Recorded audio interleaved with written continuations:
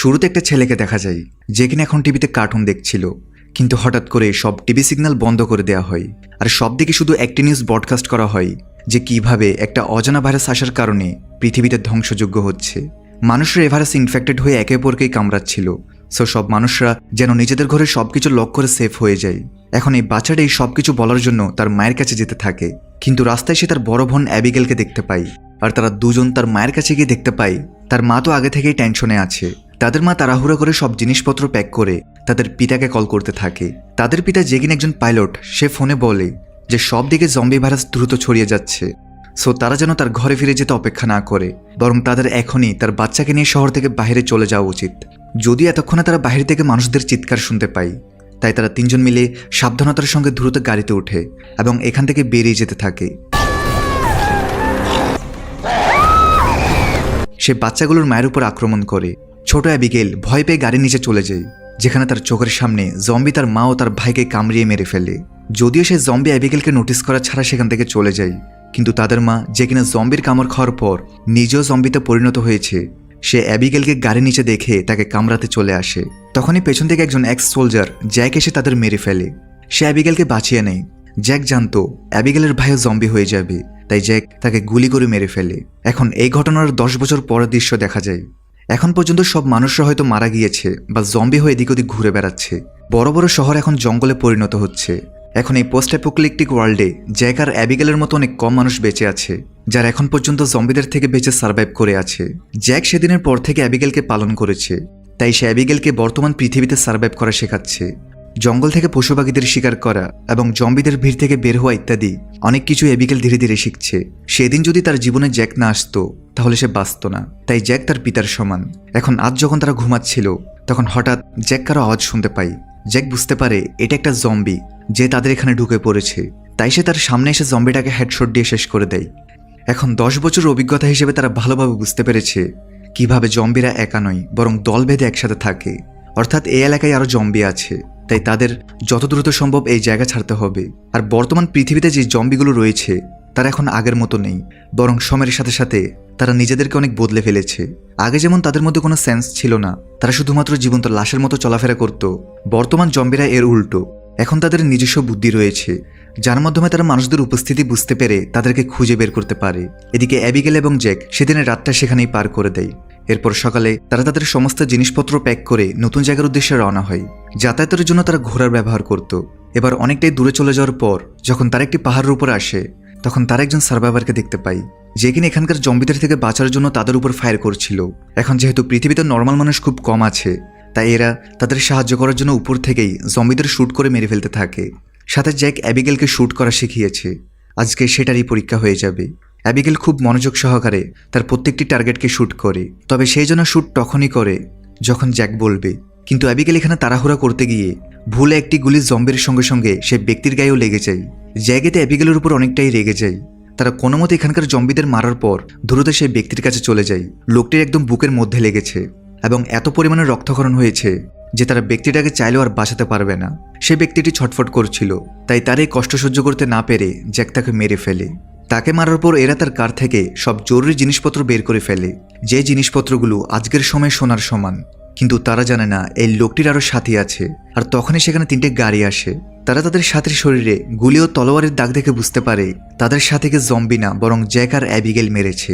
তারা তাদের উপর গান পয়েন্ট করে সব জিজ্ঞেস করতে থাকে যে তারা এমনটা কেন করলো। এখন তাদের গ্রুপে একজন প্রেগনেন্ট মহিলা মেগান তার স্বামী ডেভিডের সাথে গাড়িতে উপস্থিত ছিল। তারা জ্যাকদের গুলি করতে চাচ্ছিল, কারণ তাদের লাগছে যে তারা এদের জিনিসপত্র লুট করার জন্য এদের একজন সাথীকে মেরে ফেলেছে। যদিও জ্যাক আর অ্যাবিগেল তাদের গান ছিনিয়ে বোঝানোর চেষ্টা করে কিভাবে তারা ইচ্ছা করে লোকটিকে মারেনি, বরং তারা তো তাকে বাঁচাতে চেয়েছিল। এছাড়া তাদের এখনই এখান থেকে বের হতে হবে, কারণ আশেপাশের সব জম্বির দল তাদের বন্দুকের আওয়াজ শুনে এখানেই চলে আসছে। কিন্তু সেই টিমের কেউই তার কথা শুনতে চাইছিল না, বরং তারা অনবরত তাদের সঙ্গে তর্ক করছিল।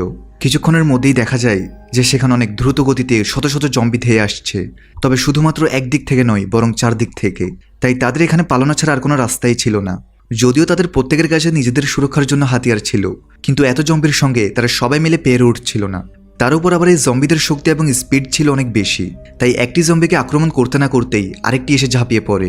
শেষ পর্যন্ত জ্যাক আর অ্যাবিগেল ছাড়া সে গ্রুপের ডেভিড আর মেগান বেঁচে ছিল, আর তারা 4জন মিলে একটা গাড়িতে উঠে এখান থেকে পালিয়ে যায়।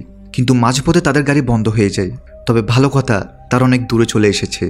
জ্যাক, ডেভিড ও মেগানকে বলে তারা এখান থেকে আলাদা আলাদা হয়ে যাবে। এখন যেহেতু সেখানে তাদের গ্রুপের লোক নিজেদেরই ভুলের জন্য মারা গিয়েছে, তাই জ্যাক তাদের থেকে কিছু গান নিয়ে অ্যাবিগেলের সাথে সামনে এগোতে শুরু করে। কিন্তু কিছুক্ষণ পরে দেখা যায় যে তাদের পিছু পিছু মেগান আর ডেভিড আসছিল, অর্থাৎ তারা এখন তাদের সঙ্গেই থাকতে চাইছে। তবে জ্যাক এবং অ্যাবিগেল এতে কোনো আপত্তি জানায় না। ছোট্ট একটা ব্রেক দিয়ে আবার মূল ভিডিওতে ফিরে যাচ্ছি। গেম খেলে কেবল মজাই নয়, পাবে বিশাল আয়ের সুযোগ। মস্ট প্লে নিয়েছে দারুণ অফার আর অফুরন্ত সম্ভাবনা। মস্ট প্লে বাংলাদেশ ও ভারতের সবচেয়ে মজার এবং বিশ্বাসযোগ্য গেমিং প্ল্যাটফর্ম। এখানে রেজিস্ট্রেশন করলেই পাবে 500 টাকা ফ্রি বোনাস। বন্ধুদের রেফার করে নিয়ে নাও আনলিমিটেড 12,000 টাকা বোনাস। জন্মদিনে মস্ট প্লের স্পেশাল উপহার 2,000 টাকা পর্যন্ত। ফেসবুকে রিভিউ দিয়ে পাবা 200 টাকা বোনাস। 10% সাপ্তাহিক ক্যাশব্যাক অ্যাভিয়েটর গেমে এবং 5% unlimited deposit bonus. 650% salt boost প্রতিদিন 13,000 টাকা পর্যন্ত। 30% স্পোর্টস রিলোড বোনাস 4,000 টাকা পর্যন্ত। সবচেয়ে দ্রুত ও নিরাপদে লেনদেন করতে বাংলাদেশে বিকাশ, নগদ, রকেট উপায় দিয়ে সহজে ডিপোজিট ও উইথড্র করা যায়। তাই এখনই পিন কমেন্টে গিয়ে মস্ট প্লে রেজিস্টার করে নাও।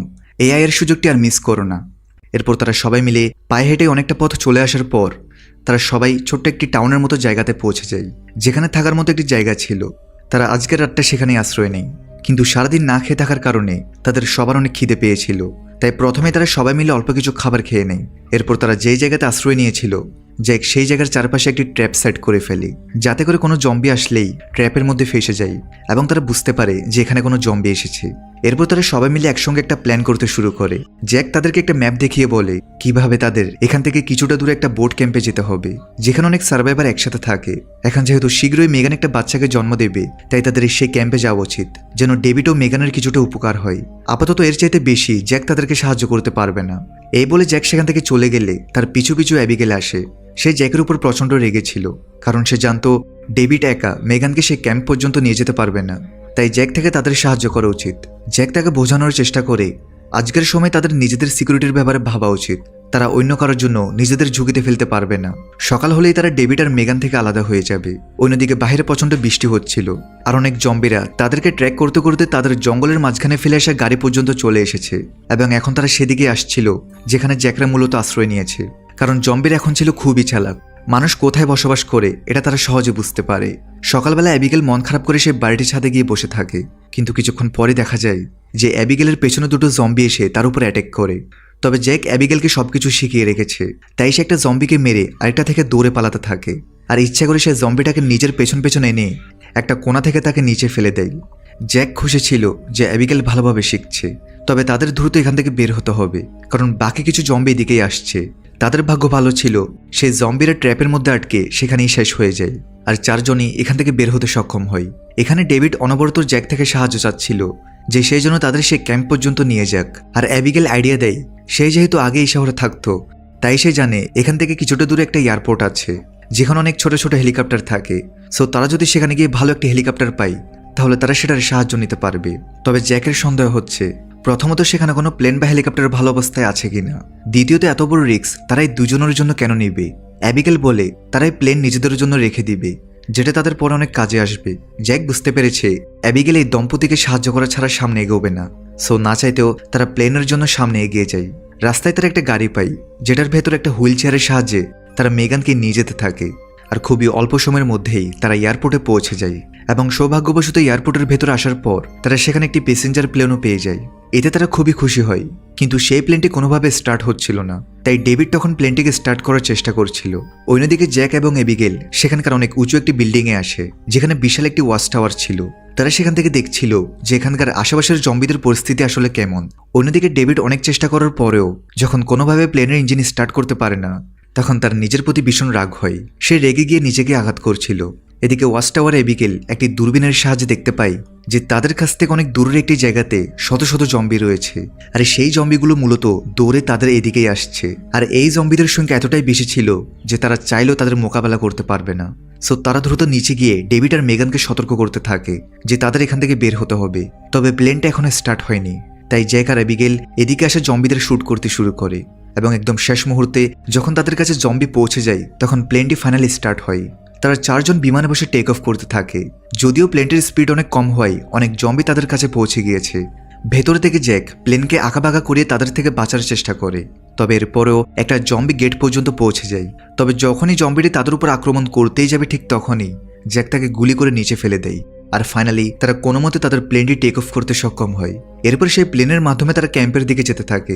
কিন্তু কিছুটা দূরে আসার পর দেখা যায় যে প্লেনটির ইঞ্জিন যেহেতু 10 বছর পুরনো ছিল, তাই এটা চালু হলে এটার মেন ইঞ্জিনের তাপমাত্রা অনেক বেড়ে যায় এবং কিছুক্ষণের মধ্যে মেন ইঞ্জিন ব্লাস্ট হয়ে ইঞ্জিন থেকে প্রচুর পরিমাণে ধোঁয়া বের হতে থাকে। জ্যাক ও তার টিমের সবাই এতে অনেক ভয় পেয়ে যায় আর হঠাৎ করে তাদের প্লেনটি নিচের দিকে ক্র্যাশ করতে শুরু করে। জ্যাক চালাকের সাথে প্লেনকে সোজা একটা গাছের উপর ক্র্যাশ করায় যেন কে আহত না হয়, আর তার প্ল্যান সফল হয়। 4 জনে সুরক্ষিতভাবে বের হয়ে যায়। যদি এখন সন্ধ্যা হয়ে আসছে, আবার দ্রুত রাত কাটানোর জন্য একটা সেফ জায়গা খুঁজতে হবে। তারা একটা অ্যাভেন্ডেড ফ্যাক্টরিতে আশ্রয় নিয়ে ম্যাপটি দেখে ক্যালকুলেট করে বুঝতে পারে তাদের ক্যাম্পে পৌঁছাতে আরও 2 দিন লাগবে, অর্থাৎ বোট ক্যাম্পটি এখন অনেক দূরে। তবে তারপরও জ্যাক ডেভিড ও মেগানকে জানায় যে বোট ক্যাম্প যত দূরই হোক না কেন সে অবশ্যই তাদের দুজনকে সেখানে পৌঁছে দিয়ে আসবে। জ্যাকের আসলে এখানে ডেভিড ও মেগানের প্রতি মায়া হচ্ছিল। সে নিজেকে সকলের সামনে যতটা শক্ত দেখাতে চায়, ভেতর থেকে ঠিক ততটাই নরম মনের মানুষ। এরপর জ্যাক মেগানকে কিছু খাবার খেতে দেয় এবং সে মেগানকে বলে তার এমন ব্যবহারের পেছনে অনেক মর্মান্তিক কারণ রয়েছে, আর তা হচ্ছে যে আজ থেকে প্রায় 10 বছর আগে যখন পুরো পৃথিবীতে জম্বি ভাইরাস ছড়িয়ে পড়েছিল, তখন তার জীবনে শুধুমাত্র তার ওয়াইফই ছিল। আর জ্যাক ভাইরাসটির খবর পেয়ে দ্রুত তার ওয়াইফকে বাঁচাতে যায়, কিন্তু সে তার ওয়াইফের কাছে পৌঁছানোর আগেই তার ওয়াইফ তখন পুরোপুরিভাবে একটি জম্বিতে পরিণত হয়ে গিয়েছে। তার ওয়াইফ জ্যাকের উপরই আক্রমণ করতে আসছিল, আর এক পর্যায়ে বাধ্য হয়ে তাকে তার ওয়াইফকেই মেরে ফেলতে হয়। সেটা ছিল তার জীবনের সবচেয়ে ভয়ানক ঘটনা। তারপর থেকে সে নিজেকে কোনোভাবে ক্ষমা করতে পারছিল না। সবসময় তার নিজেকে পশুর মতো মনে হতো। তবে যখন থেকে তার জীবনে অ্যাবিগেল আসে, তারপর থেকে সে আস্তে আস্তে নিজেকে বদলে ফেলে। সে যেন শুধুমাত্র অ্যাবিগেলের জন্যই বাঁচতে শুরু করে। অ্যাবিগেল এখন তার জন্য সবকিছু, তাই সে কোনোভাবে অ্যাবিগেলকে কোনো ধরনের বিপদে ফেলতে চায় না। সে তাকে সুরক্ষিত রাখার জন্য সবকিছুই করতে প্রস্তুত। ওদিকে মেগানের স্বামী ডেভিড একা একটা জায়গায় গিয়ে গানকে নিজের মাথায় রেখে নিজেকে শেষ করার সিদ্ধান্ত নেয়। আর এখান থেকে রিভিল হয় আসলে তার থেকে তো আগে থেকেই একটা জম্বির আচরণ লেগেছে, তাই সে জম্বিতে পরিণত হচ্ছে। যদিও সে আচরণটা অনেক ছোট ছিল, তাই তার পরিবর্তনের হার খুবই ধীরে ছিল। যদিও সে নিজেকে মারে না, বরং সিদ্ধান্ত নেয় সে তার স্ত্রী মেগানকে ক্যাম্প পর্যন্ত নিয়ে গিয়ে সরে যাবে। তারপর সে নিজেকে শেষ করে দিলে হয়তো একটু শান্তিতে মরতে পারবে। আর যদি তার আগে সে জম্বিতে কনভার্ট হয়ে যায়, তাহলে সে সঙ্গে সঙ্গে নিজেকে সেখানেই শেষ করে দিবে।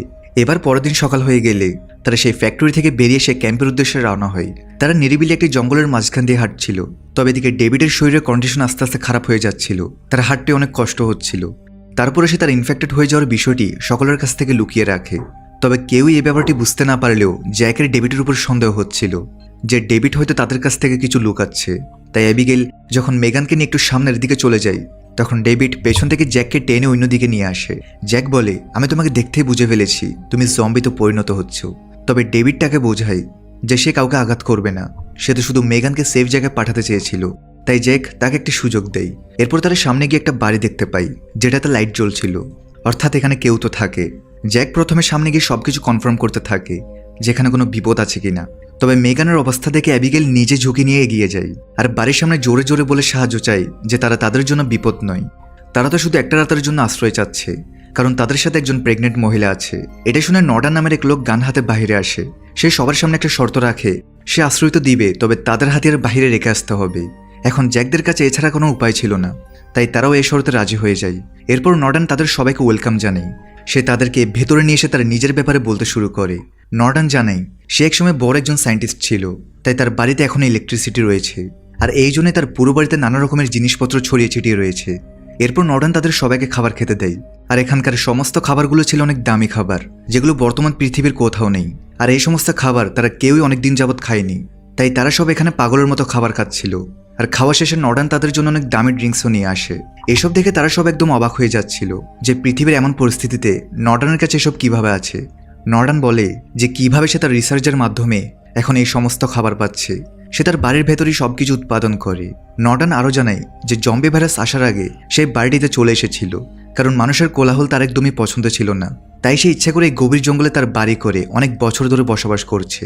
আর জম্বি ভাইরাস আসার পরেও তার জীবনে তেমন একটা পরিবর্তন ঘটেনি, বরং সে জম্বি ভাইরাসকে অনেক পজিটিভভাবে দেখছে, কারণ মানুষ অনেক বেশি স্বার্থপর হয়ে উঠেছিল।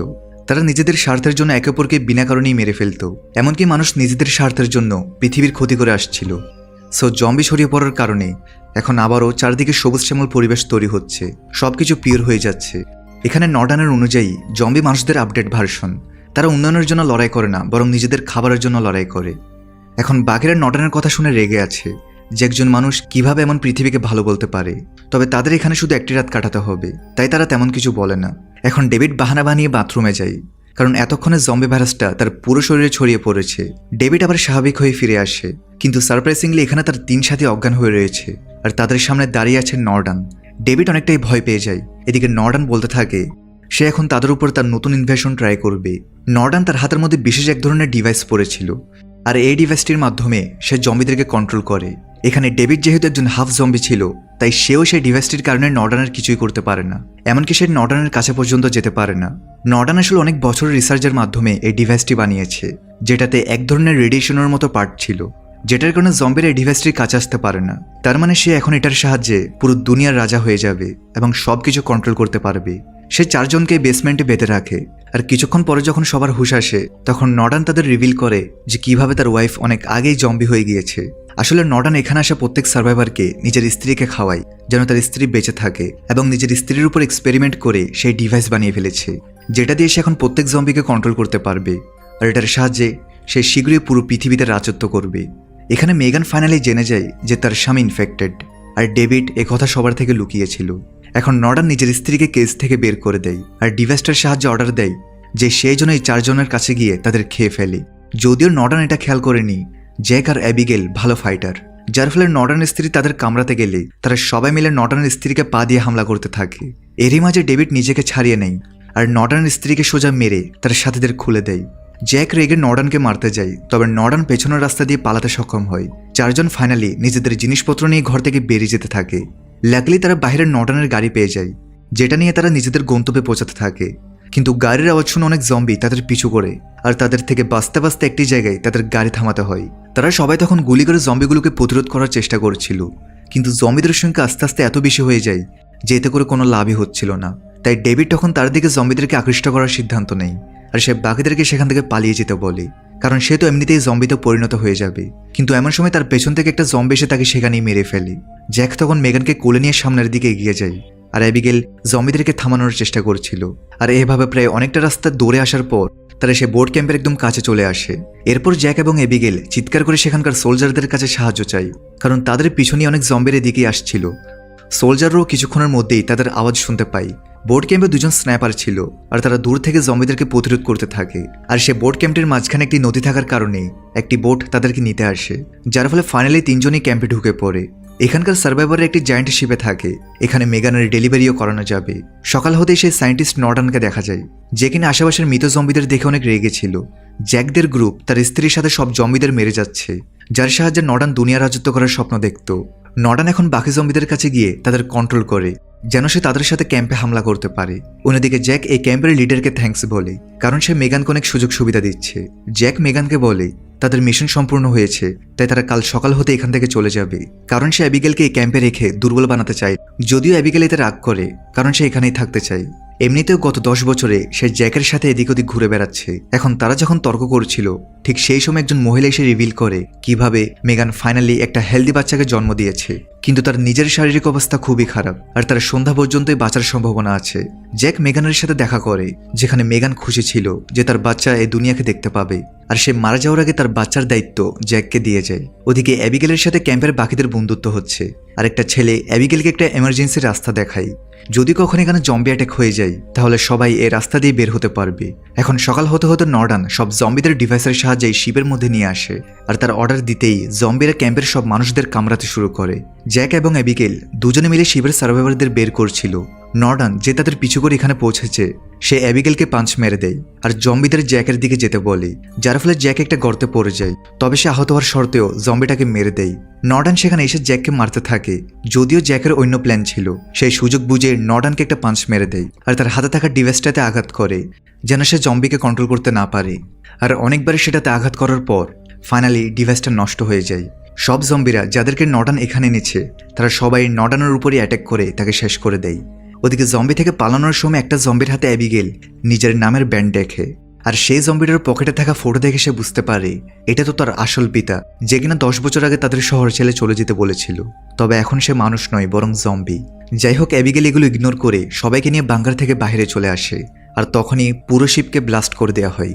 যদিও অ্যাবিগেলের পিতা অ্যাবিগেলের পেছন পেছন চলে আসে, আর জ্যাক ও অ্যাবিগেলের পিতার মধ্যে লড়াই শুরু হয়।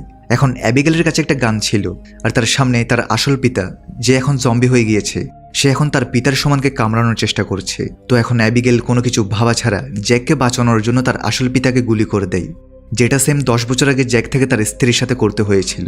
এখন এরা দুজন সিদ্ধান্ত নেই, যতক্ষণ না ক্যাম্পের সার্ভাইভাররা নিজেদের নতুন ঠিকানা বের করতে পারে ততক্ষণ এরা তাদের সাথেই থাকবে।